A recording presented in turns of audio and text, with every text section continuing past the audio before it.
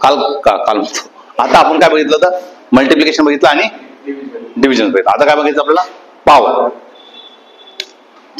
Power मध्ये काय होतं, पॉवर मध्ये काय होतं, यमचा पॉवर एन, तर एन काऊन जाईल पुढे आणि लॉग एम बन, बस एवढंच आहे.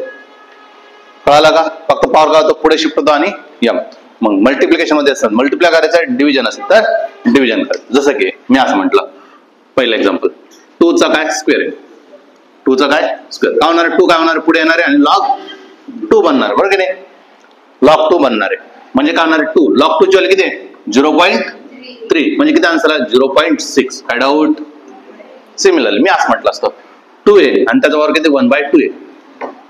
आता किती पॉवर किती आहे 1/2. आता 1/2 काय होईल पुढे शिफ्ट होईल आणि काय होईल लॉग 2 बनेल 1/2 जशाच तसं. आणि लॉग 2 ची व्हॅल्यू किती 0.3. आणि तुम्हाला माहिती आता काय करायचं 2 ने डिवाइड, इथं 2 ने मल्टिप्लाय केलं, आता इथं काय करावं 2 ने डिवाइड, म्हणजे किती 0.2 काय डाऊट आहे?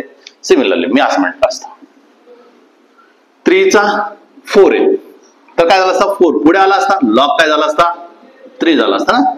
4 पुढे आला असता, लॉग काय झाला असता 3 झाला असता. 4 जसं तसं लॉग 3 ची व्हॅल्यू किती आहे 0.48. 8 चोक 32 आहे, 4 चोक 16, 16 आणि 3 19 आहे, 19.2 आहे, सर 1.92 आहे. आणि असं पण होऊ शकतं ना, मी असं म्हटलं 7 आहे आणि त्याचा किती 1/3 आहे.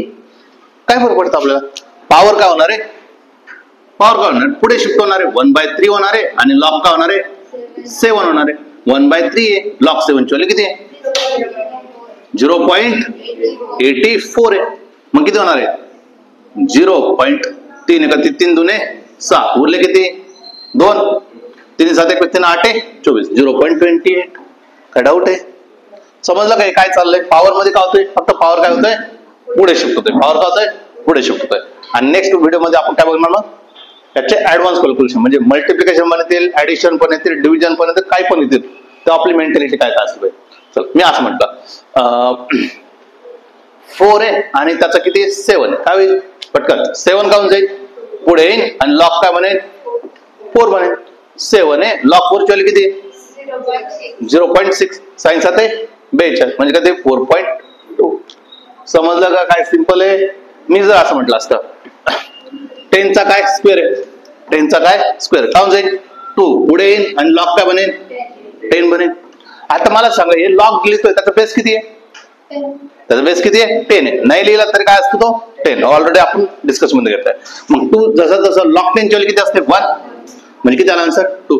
मी म्हटलं असतं 10 चा पॉवर किती 1/2 आहे, 10 चा पॉवर काय 1/2, काय झालं असतं 1/2 पुढे आला असता आणि लॉग काय 10 म्हणला 1/2, लॉग 10 ची व्हॅल्यू किती 1 ना, म्हणजे किती आलं असतं 0.5.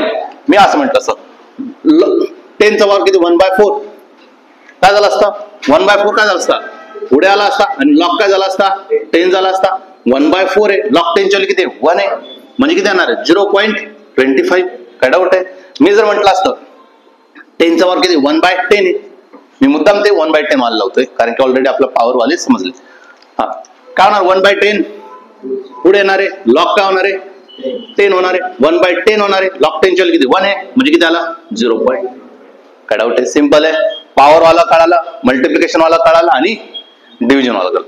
मल्टिप्लिकेशन असेल तर काय झालं ऍडिशन, डिव्हिजन होतं तर काय झालं सबट्रॅक्शन, आणि पॉवर असेल तर काय झालं पॉवरला काय झाला पुढे शिफ्ट झाला, पॉवर काय झाला पुढे शिफ्ट झाला. आणि मल्टिप्लिकेशन असेल किंवा डिव्हिजन असेल, आपण याला तुम्ही असं रिप्रेझेंट केलं तर काय असेल रे, याचा अर्थ असा होतो ना, किंवा याचा अर्थ कसा होईल 7 आणि इथं काय क्यूब रूट आहे म्हणून इथं काय लिहिणार तुम्ही 3. काय डाऊट आहे? समजलं? रिप्रेझेंटेशन मध्ये काही पण होऊ शकतो. ठीक आहे, थांबायचं.